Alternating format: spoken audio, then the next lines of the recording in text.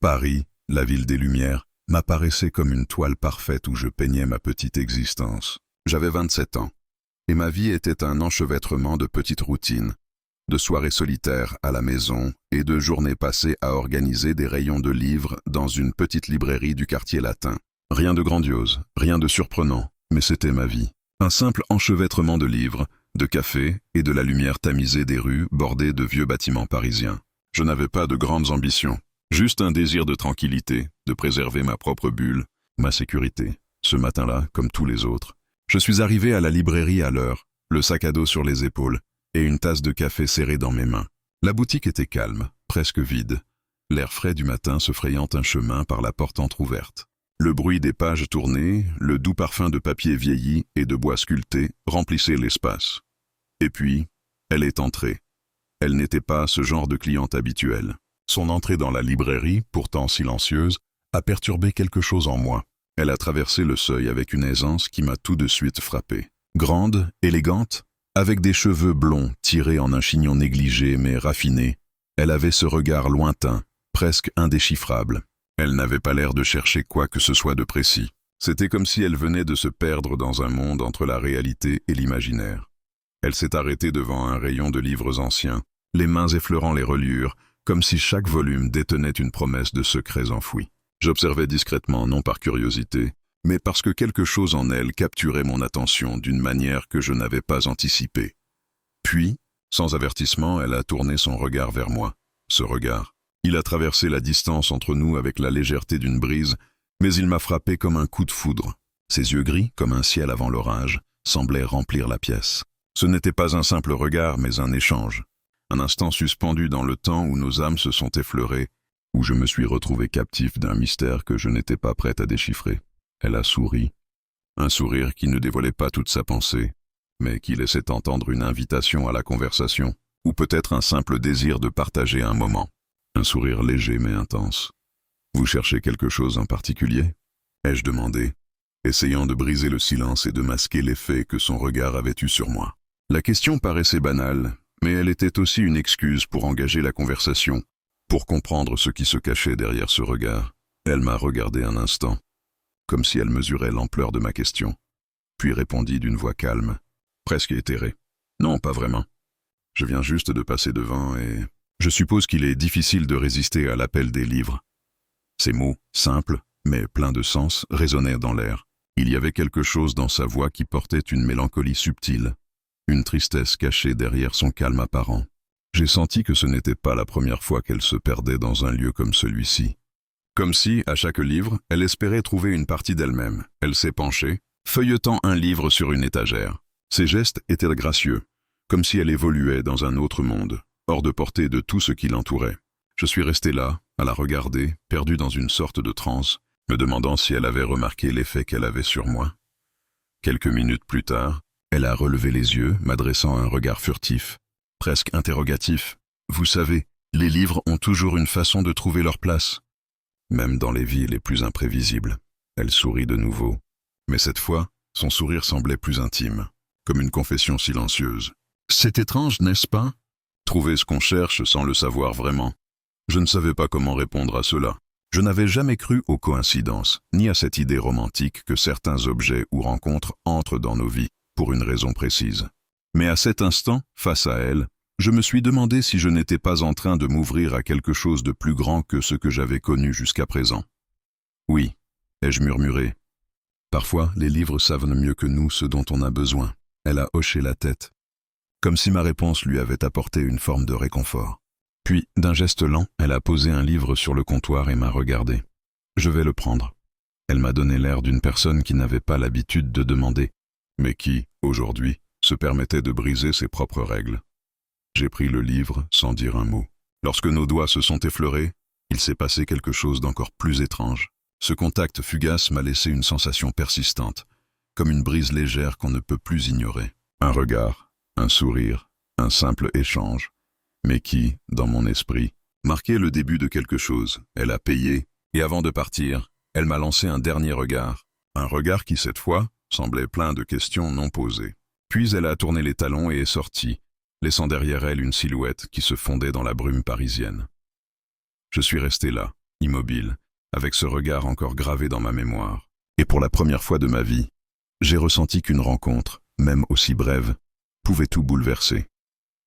Le lendemain, je me suis réveillé avec une sensation étrange, un sentiment d'inconfort, de gêne, comme si la réalité elle-même avait été légèrement décalée pendant la nuit. J'avais un de ces rêves confus où les visages des gens que je croise au quotidien se mélangent avec des inconnus, des images floues. Mais cette fois, il y avait un visage qui persistait dans ma mémoire, bien plus qu'un simple visage. C'était le regard d'Anna, la femme que j'avais croisée la veille à la librairie. Je ne pouvais pas le chasser, aussi inutile que cela soit. Elle n'était qu'une cliente parmi tant d'autres, après tout. Une cliente parmi les nombreux habitués de la librairie, ces silhouettes qui venaient chercher un livre pour passer l'après-midi. Mais il y avait quelque chose d'autre en elle, une présence qui m'avait frappé, imprégnée dans chaque détail de mon esprit. Je m'étais levé avec la sensation d'avoir été dérangé dans un rêve auquel je ne voulais pas m'éveiller. Pendant la journée, mes gestes étaient comme dans un brouillard, mes pensées revenant sans cesse à elle. Je pensais à ses yeux, si profonds, et à la douceur de son sourire qui avait effleuré mes pensées, comme un rayon de soleil perçant à travers les nuages gris de Paris. J'avais l'impression que ce moment dans la librairie était une étincelle qui avait allumé quelque chose en moi. Mais qu'est-ce que c'était exactement? Et pourquoi ça m'avait laissé une telle empreinte? La journée passa lentement. Je n'avais aucune excuse pour la revoir. C'était une rencontre éphémère, une distraction passagère. Et pourtant, je me surprenais à espérer, d'une manière ridicule, qu'elle reviendrait. J'imaginais des scènes où je la voyais à nouveau, passant la porte de la librairie, son regard se posant sur moi, cette fois plus longtemps, plus intensément. Mais tout ça n'était qu'un fantasme, une projection d'un moment qui n'avait probablement pas autant d'importance pour elle que pour moi. Le soir, comme une habitude, je suis allé boire mon café à l'endroit où je me rendais chaque jour après la fermeture de la librairie. Un petit café confortable avec des lumières tamisées et un parfum de chocolat chaud. Mais ce soir, rien ne semblait aussi réconfortant qu'à l'habitude. J'avais l'impression que chaque bruit, chaque mouvement dans le café me ramenait à elle. Et ce n'était pas juste l'image de son visage, mais la manière dont elle avait regardé le livre, la façon dont elle avait touché le papier, presque avec révérence. Il y avait quelque chose d'énigmatique dans cette interaction, quelque chose que je n'avais pas encore réussi à saisir. Je secouai la tête en souriant légèrement, essayant de me sortir de cette spirale. Pourquoi était-ce si difficile de l'oublier? Je n'avais pas de réponse. À ma grande surprise, le lendemain, alors que je balayais les étagères de la librairie, la porte s'ouvrit à nouveau. Cette fois, j'étais plus préparé à la voir, bien que l'accélération de mon cœur me trahisse immédiatement. Et là, elle était, Camille. Elle entra sans faire de bruit, s'éloignant du monde extérieur, comme si elle était déjà immergée dans l'univers des livres. Elle était vêtue simplement cette fois, un pull gris clair et un jean usé, un look décontracté qui contrastait avec l'image de la femme élégante et raffinée que j'avais observée la veille. Elle s'approcha du rayon où je l'avais vue la première fois. Je pouvais presque entendre son souffle, léger, presque imperceptible. Mais c'était comme si l'espace autour d'elle se figeait. Je me sentais stupide de ressentir une telle attraction pour quelqu'un que je connaissais à peine. C'était bien plus que de la curiosité, plus qu'un simple désir. C'était comme si quelque chose d'indéfini m'attirait, et je n'arrivais pas à comprendre ce que c'était. Mes pensées se tournaient toujours vers elle, même lorsque je me forçais à me concentrer sur mes tâches quotidiennes. Elle tourna la tête vers moi, comme si elle avait ressenti ma présence avant même de me voir. Nos regards se croisèrent une nouvelle fois. Cette fois, il n'y avait pas de surprise, mais quelque chose d'encore plus intense. Cette fois, je n'avais pas seulement vu une étrangère. J'avais vu une femme, avec des failles, des luttes internes, des blessures non cicatrisées, et je me sentais irrémédiablement lié à elle. Je n'avais pas besoin de lui poser de questions pour savoir qu'il y avait quelque chose de caché derrière ses yeux. Elle était plus complexe que ce que j'avais imaginé. « Vous avez trouvé ce que vous cherchez ?» ai-je demandé, espérant briser le silence, la tension, même si mes mots semblaient trop légers pour la situation. Elle sourit, mais ce sourire semblait différent.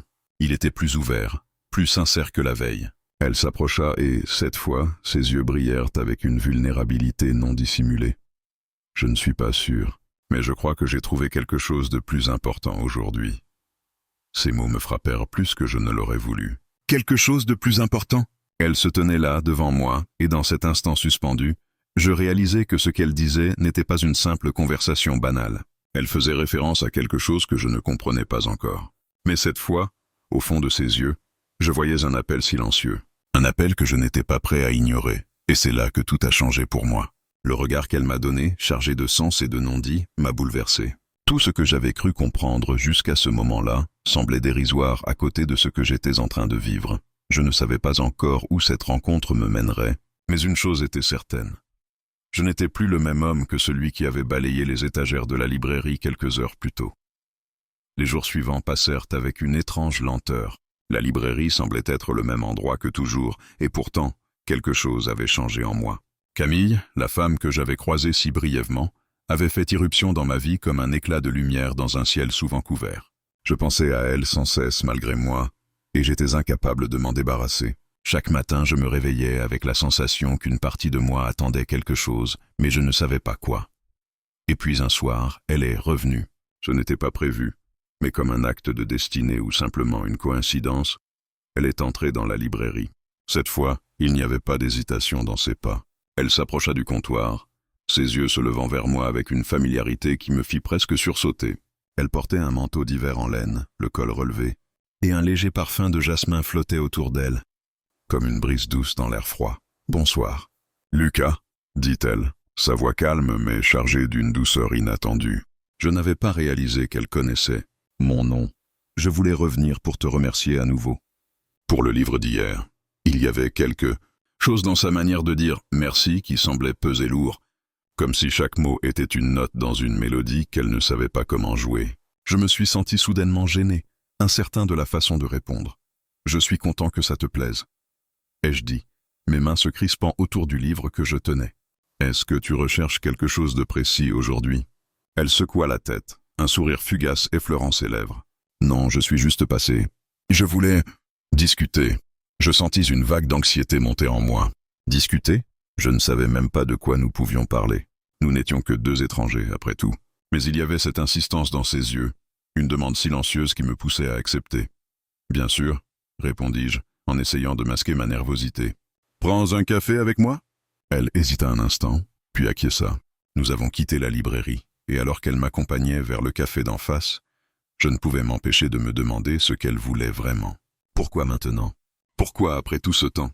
Le café était calme, le genre de lieu où les conversations restaient discrètes et les discussions jamais trop lourdes. Nous nous installâmes à une petite table près de la fenêtre, la lumière tamisée donnant à l'endroit une atmosphère intime. Camille commanda un thé au jasmin et je pris mon habituelle tasse de café noir. L'ambiance était feutrée, mais la tension était palpable. J'avais la sensation que, sous la surface calme, il y avait quelque chose de plus grand qui se préparait. Quelque chose que ni elle ni moi n'avions encore osé admettre. Je ne sais pas pourquoi je suis venue, dit-elle après un moment, en détournant les yeux, comme si elle avait peur de ce qu'elle allait dire. C'est juste que parfois, il y a des gens qui vous rappellent quelque chose que vous avez perdu. Elle marquait une pause, cherchant ses mots, mais je savais déjà que ce n'était pas anodin. Il y avait quelque chose dans ses yeux, une ouverture timide, mais véritable. Un appel à la compréhension. Tu veux parler de ce que tu as perdu ? Ai-je demandé, ma voix plus douce qu'il ne l'aurait fallu. J'avais l'impression de franchir une ligne invisible, mais le besoin d'aller plus loin était plus fort que ma réticence. Elle le regarda fixement, comme si elle pesait chaque mot. « J'ai tout perdu, Lucas. Enfin, tout ce qui comptait. » Elle laissa échapper un soupir profond, presque imperceptible, comme si elle avait libéré une partie de son fardeau. Je faisais partie de ce monde où on doit toujours être parfait, avoir tout sous contrôle. Et puis, elle s'interrompit, regardant dans le vide. J'ai perdu mon mari. Tout simplement. Je suis parti sans rien. Les mots s'échappèrent d'elle avec une telle sincérité, sans masque, sans cette façade qui faisait d'elle la femme parfaite que je croyais connaître. Il y avait de la fragilité dans sa voix, quelque chose que je n'avais jamais entendu chez elle auparavant. C'était comme si, pour la première fois, elle me montrait la femme derrière l'apparence. Pas la PDG, pas la professionnelle sans faille, mais une femme qui avait souffert, qui avait aimé et perdu. Je voulais lui dire quelque chose, n'importe quoi pour lui apporter un peu de réconfort, mais mes mots se bloquèrent dans ma gorge. Quelqu'un comme elle ne méritait pas ce genre de douleur. Et pourtant, il semblait qu'elle l'avait portée pendant si longtemps sans pouvoir la partager. « Tu as toute ma sympathie, Camille », dis-je finalement, les mots semblant trop faibles pour ce qu'elle traversait. Mais il y avait plus dans ma voix, plus dans cette phrase, une reconnaissance que, ce soir-là, nous ne partagions pas seulement un café. Nous partagions quelque chose de plus profond. Elle sourit faiblement, et je vis une lueur de gratitude dans son regard. C'était un sourire sincère, mais fragile. Merci de m'écouter, Lucas. Parfois, ça suffit. Le silence entre nous se fit confortable, comme un apaisement lent mais nécessaire. Nous étions là, deux étrangers, partageant des instants intimes dans cette petite bulle de Paris. Il n'y avait pas de jugement, seulement la chaleur d'un moment partagé, l'échange d'une vérité que Camille avait trop longtemps gardée en elle. Et c'est là, dans ce café parisien, que j'ai compris que ce que j'avais ressenti le jour où nos regards s'étaient croisés à la librairie n'était pas un accident. Quelque chose de plus grand que moi, de plus grand que nous deux, était en train de se tisser entre nous, un fil invisible qui nous reliait, et je savais qu'il n'allait pas se couper de sitôt. Le temps s'étirait de manière étrange entre Camille et moi. Chaque rencontre semblait suspendue dans l'air, chargée de non-dits, de regards échangés et de moments d'instants précieux. Nos conversations devenaient de plus en plus personnelles, plus profondes. Et pourtant, chaque fois, il y avait une distance invisible, un fil que ni elle ni moi ne voulions couper. Mais au fond de moi, j'étais conscient que quelque chose de plus grand, quelque chose qui nous échappait à tous les deux, était en train de naître. Un soir de novembre, après une longue journée de travail à la librairie, Camille m'envoya un message. Elle me proposait de me retrouver chez elle, pour une soirée tranquille, juste pour parler. Rien de grandiose, juste un peu de compagnie. J'avais accepté sans hésiter. À ce stade, chaque moment passé avec elle semblait essentiel, comme si chaque mot, chaque geste pouvait révéler une nouvelle facette de ce lien naissant. Je suis arrivé chez elle après 18 heures, à l'heure où la ville commence à s'endormir, mais où la lumière des réverbères se reflète encore sur le pavé. Camille vivait dans un appartement ancien, situé dans un quartier calme, loin de l'agitation du centre. L'entrée était simple mais élégante. Une porte en bois massif, des fleurs sèches accrochées sur le mur, et, à l'intérieur, une lumière tamisée qui éclairait le sol en marbre usé.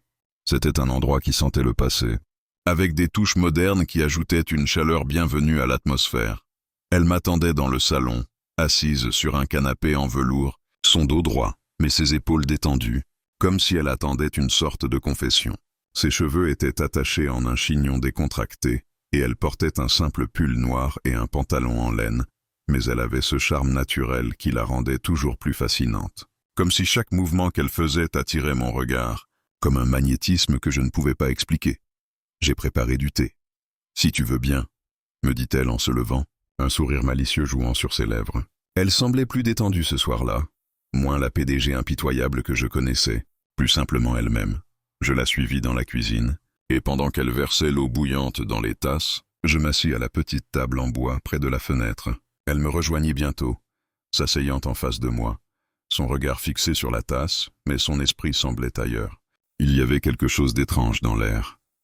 Une tension douce, une attente silencieuse. « Tu sais, je ne t'ai jamais vraiment dit ce que j'ai perdu, » dit-elle soudainement, brisant le silence comme une onde qui se propage dans l'eau calme.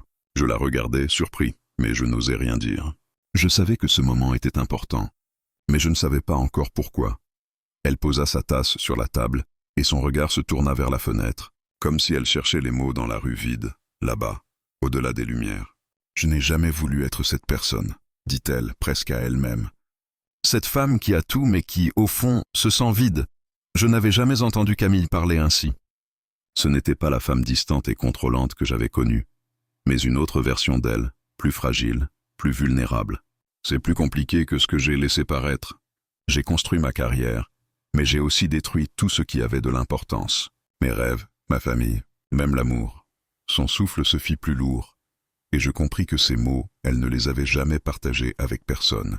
Mon mari m'a quitté il y a 1 an, mais je ne l'ai pas perdu parce qu'il était infidèle, ou parce qu'il ne m'aimait plus. Non, je l'ai perdu parce que je n'étais plus là. J'ai sacrifié notre vie ensemble, notre bonheur pour mon travail, pour ce monde où il fallait toujours plus, toujours mieux. Et je l'ai laissé partir. Je sentis un malaise monter en moi. C'était difficile à entendre, mais encore plus difficile de voir la douleur dans ses yeux. C'était comme si, à cet instant, Camille laissait tomber tous ses murs, tous ses masques. Elle ne me regardait même pas, mais je voyais la tension dans ses mains qui jouaient avec la tasse. « Je n'ai jamais voulu ça, Lucas », ajouta-t-elle, les mots faiblissant presque. Je pensais que je pouvais tout contrôler. Je croyais que le succès compensait tout. Mais maintenant, je suis seul. Et je me demande si ce n'était pas une erreur de tout sacrifier pour un rêve qui ne m'a même pas apporté la paix. J'étais silencieux, incapable de répondre immédiatement. Ces mots résonnèrent dans la pièce. et un poids semblait s'être abattu sur mes épaules. Je voulais la prendre dans mes bras, lui dire que tout irait bien, mais je savais que ce n'était pas aussi simple. Elle portait une douleur trop profonde pour que mes mots puissent la soulager. Finalement, je brisai le silence. Tu as sacrifié beaucoup de choses, mais ce n'est pas trop tard, Camille. Tu n'as pas à tout reconstruire seule. Elle tourna alors lentement son regard vers moi. Ses yeux étaient remplis de confusion, de douleur et de cette recherche de réconfort qu'elle n'avait probablement pas osé admettre. Je sais, mais je ne sais même pas par où commencer. C'est tellement plus facile de se cacher dans son rôle, de jouer le personnage fort, le leader, mais je ne suis plus sûr de ce que ça signifie être forte. À cet instant, je compris que le regard qu'elle m'avait donné il y a quelques jours, ce regard plein de non-dits, ne m'avait pas seulement marqué parce qu'il était séduisant. Il m'avait bouleversé parce qu'il portait tout le poids de son histoire, de ses erreurs et de ses regrets. Ce regard était un appel à l'aide silencieux, une ouverture dans sa forteresse personnelle. Je n'avais jamais vu Camille ainsi. C'était comme si tout ce qu'elle avait construit s'effondrait sous le poids de la réalité. Et que tout ce qui restait, c'était une femme qui essayait de retrouver sa propre vérité. Je ne veux plus me cacher. Lucas, dit-elle d'une voix plus basse, presque tremblante, je veux enfin être moi-même. Je veux apprendre à vivre à nouveau, à ne plus avoir peur. Le silence qui suivit était lourd, presque sacré. J'étais témoin d'une transformation silencieuse, une renaissance à peine esquissée dans l'ombre du passé. Et dans ce moment-là, je compris qu'il n'y avait pas de retour en arrière. Nous étions à un point de bascule, un endroit où tout ce que nous pensions savoir allait se redéfinir. Tu n'es pas seule. Camille, murmurai-je, je suis là. Elle ferma les yeux un instant, comme pour s'imprégner de ses mots, et quand elle les ouvrit à nouveau, il y avait une lueur différente dans son regard. C'était comme si elle avait fait le premier pas pour se libérer, pour enfin être vue, réellement. Ce soir-là, il n'y avait ni réponse, ni certitude, mais il y avait quelque chose de plus précieux, une vérité partagée, un pas vers l'inconnu. Et pour la première fois, je sentais que ce que nous avions commencé à construire, même de manière fragile, pourrait durer. Le regard qu'elle m'avait donné ce soir-là avait tout changé. Les jours suivants étaient marqués par un changement imperceptible mais profond. Camille et moi, nous continuions à nous voir régulièrement, mais il y avait désormais une tension nouvelle, une forme d'intimité tranquille qui s'était installée entre nous. Après avoir partagé cette soirée, elle semblait plus ouverte, plus réceptive à ses propres émotions. Pourtant, quelque chose d'indéfini flottait dans l'air, un poids invisible, une question non résolue qui nous suivait comme une ombre. Nous n'avions pas encore franchi ce seuil, celui où nous pourrions nous permettre de tout partager, de tout briser et de reconstruire ensemble. J'avais appris à connaître Camille sous un autre jour. Elle était plus présente, moins la PDG froide et distante, et plus l'être humain que j'avais toujours pressenti sous la surface. Mais il y avait encore des fissures, des brèches qu'elle ne voulait pas laisser ouvertes trop longtemps. Parfois, elle s'éloignait, se refermait sans que je ne comprenne pourquoi. Ses yeux, habituellement si clairs et directs, s'obscurcissaient parfois d'un voile de tristesse, comme si elle se battait contre une tempête qu'elle ne pouvait pas maîtriser. Un après-midi de vendredi, après une longue semaine de travail, je la retrouvai dans le parc qui se trouvait non loin de chez elle. Camille avait suggéré de se retrouver là, au calme, loin de la vie professionnelle qui semblait nous rattraper à chaque coin de rue. J'étais curieux de savoir où elle voulait en venir, ce qu'elle avait à dire, mais je n'étais pas sûr que j'étais prêt à entendre tout ce qu'elle voulait partager. Elle était assise sur un banc, son manteau sombre contrastant avec les feuilles d'automne qui commençaient à tomber autour d'elle. Elle semblait perdue dans ses pensées, ses yeux fixés sur le sol, comme si elle cherchait quelque chose dans l'ombre des arbres. « Camille ?» dis-je doucement en m'approchant. Elle leva la tête lentement, et ses yeux se posèrent sur moi avec une intensité qui m'intimida un peu. Elle avait ce regard que j'avais déjà vu, celui qui me transperçait, celui qui portait toute une histoire non racontée. « Lucas, Elle s'interrompit, laissant une pause flottante entre nous. « Je pense que je dois te dire quelque chose. C'est important, et je ne veux plus le garder pour moi. » Je m'assis à côté d'elle, sentant la tension grandir. Une vague d'anticipation m'envahit. Je savais que ce moment était décisif. C'était le point où les masques tombent, où les vérités cachées se révèlent. « Je t'ai menti, » dit-elle enfin, sa voix tremblante mais claire. « Non, ce n'était pas un mensonge, mais j'ai omis de te dire certaines choses. Des choses qui expliquent beaucoup de choses, mais aussi des choses que j'ai longtemps tenté d'oublier. » Je la regardais, essayant de lire ses pensées. Cette confession ne venait pas de nulle part. Ce n'était pas un simple aveu. C'était le début d'une nouvelle vérité, Une vérité qu'elle n'avait pas encore osé affronter. Ses mains se crispèrent sur son manteau, et je sentis sa nervosité m'envahir. Elle n'était pas prête à tout dévoiler, mais elle savait qu'il était temps de commencer. « Tu te souviens de ce que je t'ai dit, l'autre soir, à propos de mon mari ?» Elle marqua une pause, puis soupira. « Je n'ai pas tout dit. Il ne m'a pas juste quitté à cause de mon travail, comme je t'ai dit. Non, il y a eu autre chose. Quelque chose que je n'arrive pas à me pardonner. » Je la regardais dans les yeux, essayant de comprendre ce qu'elle voulait dire. Il y avait une souffrance qui perçait dans sa voix, une culpabilité silencieuse qui pesait sur elle. Camille semblait lutter pour trouver les mots justes, mais je pouvais déjà voir les éclats de ce qu'elle s'apprêtait à dire. « J'ai trompé mon mari », murmura-t-elle enfin, presque dans un souffle. « Avec quelqu'un d'autre, quelqu'un que j'ai cru aimer, quelqu'un qui m'a donné l'illusion de la liberté, mais qui n'a fait qu'ajouter à ma confusion. » C'était une erreur, Lucas, une erreur que je ne peux pas effacer. Le silence entre nous s'épaissit. Ces mots me frappèrent comme un coup de poing, non pas parce qu'ils étaient si choquants, mais parce que j'avais toujours vu Camille comme cette femme parfaite, cette PDG qui contrôlait tout. Et maintenant, elle me disait qu'elle aussi, comme nous tous, avait ses failles, ses contradictions. Elle n'était pas invincible. « J'ai détruit tout ce que j'avais, tout ce que j'aurais pu avoir, » dit-elle, les yeux baissés, les larmes menaçant de surgir. « J'ai perdu ma famille, mon mari, et j'ai perdu cette partie de moi qui croyait encore que l'amour pouvait être simple. Tout a basculé, Lucas. Et je suis resté là, avec mes regrets, sans savoir comment réparer ce qui était brisé. » Je la regardais, choqué par la sincérité de ses mots.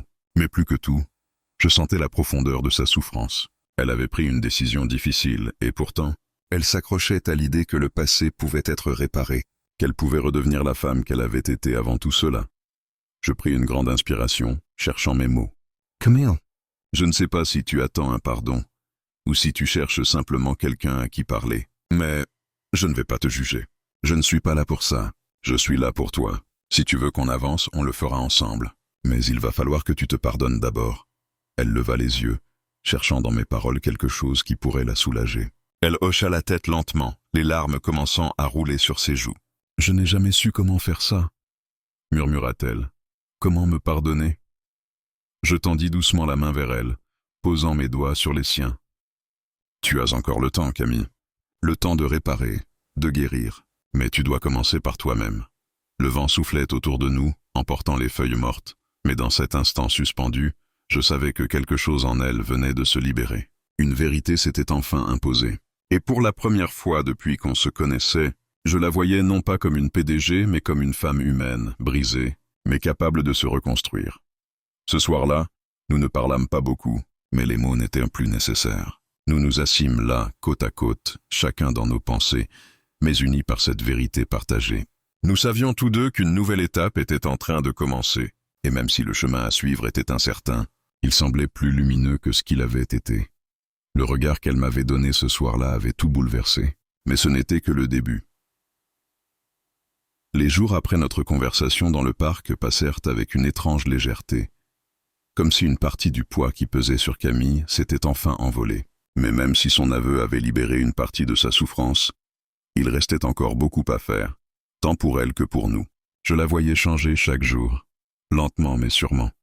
Et même si elle n'en parlait pas souvent, je savais que son cœur commençait à guérir. Elle ne se laissait plus enfermer dans le silence qu'elle avait porté si longtemps. Nous nous retrouvions toujours pour discuter, pour échanger, mais ces rencontres prenaient une forme différente.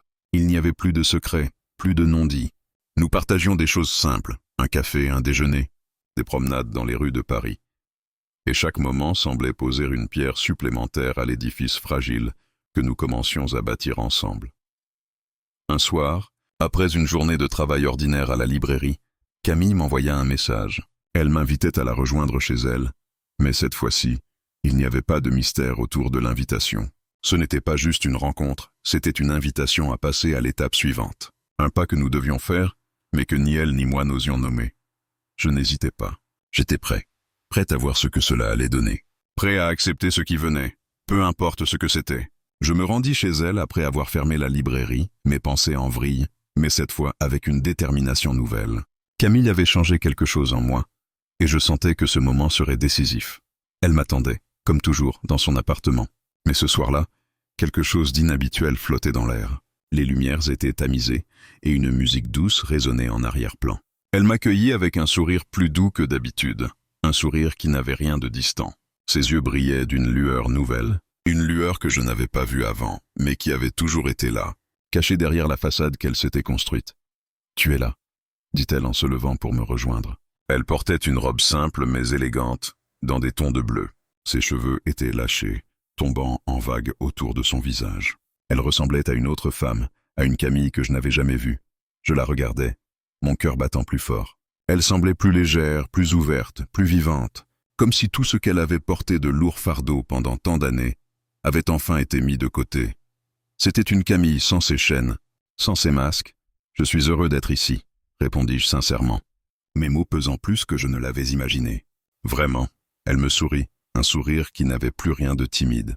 Elle s'approcha de moi et, sans un mot, elle posa sa main sur mon bras, un geste léger, mais tellement chargé. Ce n'était pas un geste calculé, ce n'était pas un geste d'hésitation, c'était un geste d'acceptation. Un geste qui signifiait que nous étions prêts à franchir ce seuil ensemble. Je ne savais pas comment te dire ça avant, mais je pense que c'est le moment, dit-elle, sa voix calme mais assurée. Je veux essayer quelque chose de différent, Lucas. Je veux essayer avec toi de ne plus avoir peur. Le regard qu'elle me lança à ce moment-là fit battre mon cœur plus fort que jamais. Il n'y avait plus de confusion, plus de doute. Ce qu'elle me disait était clair. Ce n'était pas une promesse fragile, c'était une déclaration de confiance. Je n'avais jamais été aussi certain de quoi que ce soit. À cet instant précis, je savais que tout avait changé. Il n'y avait plus de place pour les hésitations, plus de place pour les doutes. Camille avait ouvert une porte et je n'avais aucune intention de la refermer. « Je suis prêt aussi », répondis-je, mes mots presque un souffle. « Si tu es prête à tout recommencer, alors je serai là. » Elle hocha la tête, un sourire qui se dessinait lentement sur ses lèvres. « C'est ce que je veux, Lucas. Une nouvelle vie. Sans regret, sans peur. Juste nous. » Elle posa alors ses lèvres sur les miennes, un baiser doux mais plein de sens. Ce baiser ne faisait pas juste partie de l'instant. Il symbolisait tout ce que nous avions traversé, tout ce que nous étions en train de commencer ensemble. C'était un baiser d'abandon, un baiser de liberté. La soirée s'écoula lentement, comme un rêve éveillé. Nous parlâmes de tout et de rien, mais chaque mot semblait plus profond, plus sincère. Chaque geste, chaque sourire semblait porter une signification nouvelle. Nous étions là, ensemble, dans une complicité que nous n'avions jamais partagée auparavant. Je n'ai jamais cru que je pourrais tout recommencer. « Lucas », dit-elle plus tard, alors que nous étions assis sur le canapé, les yeux fixés sur la flamme vacillante de la bougie. Je pensais que c'était trop tard pour ça. Mais maintenant, je sais que ce n'est pas le cas. Je la regardais, touché par ses mots. Ce n'est jamais trop tard. Tant qu'il y a encore du temps, il y a encore de l'espoir. Elle sourit et se blottit contre moi. Le silence entre nous étant plus lourd de sens que 1000 mots. Il y avait quelque chose de sacré dans ce moment, une vérité profonde que nous avions enfin comprise ensemble. Nous étions là tous les deux, dans cet instant de paix, prêts à avancer ensemble. Ce soir-là, nous avons franchi un nouveau seuil. Il n'y avait plus de retour en arrière. Nous avions pris la décision de laisser derrière nous le poids du passé, de construire quelque chose de nouveau. Le regard qu'elle m'avait donné ce soir-là n'était plus seulement celui de la femme qui m'avait bouleversé, mais celui de la femme qui voulait prendre un nouveau départ, main dans la main avec moi. Le lendemain matin, tout semblait différent, mais ce n'était pas le monde qui avait changé. C'était nous, et je savais, au fond de moi, que c'était le début de quelque chose de beau, de solide. Nous étions enfin prêts à vivre pleinement, sans plus de regrets.